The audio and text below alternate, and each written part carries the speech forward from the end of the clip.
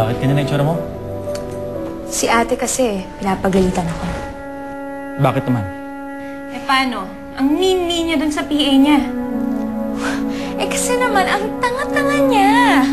Kahit na, hindi mo siya dapat ginaganon.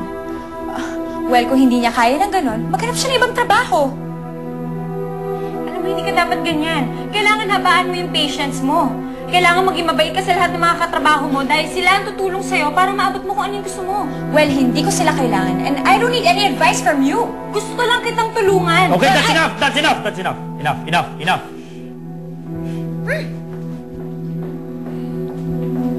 Charmaine, pwede ba huwag mo nang pakialaman ng kapatid mo? Alam niyo, Dad, kaya ganyan yan kasi masyado yung sinispoil eh.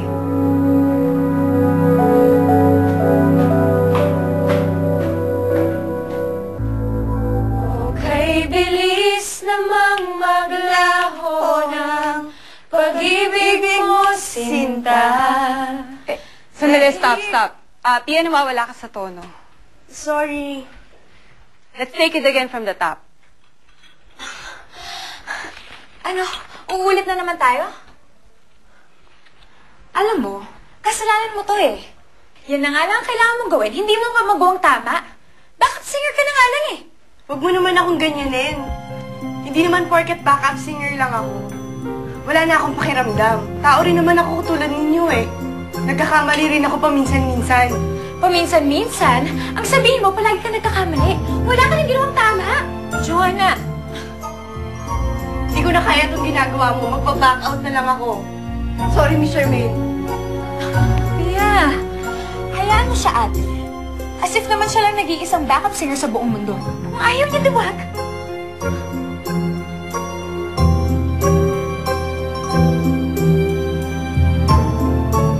Ano? Rehearse na tayo.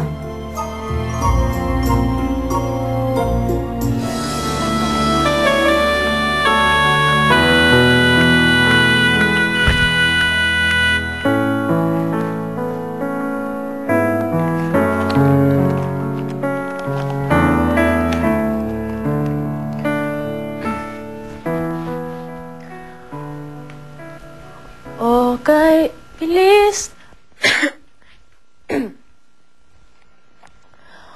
Okay, bilis namang maglaho ng pag-ibig mo, sinta. Daig mo pang isang kisap mata.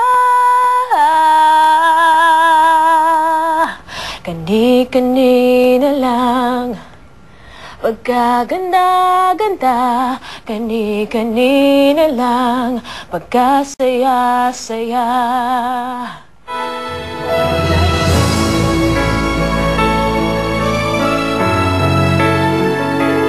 Tataya ako. Pang isang kisap mata, kanina-inariyan lang, oh, bad. Sorry po. Akala ko po kasi walang tao eh. magaling ka palang kumanta, Sarah. Hindi po. Miss Charmaine, pasensya na po. Sige po. Bawlan na po ako.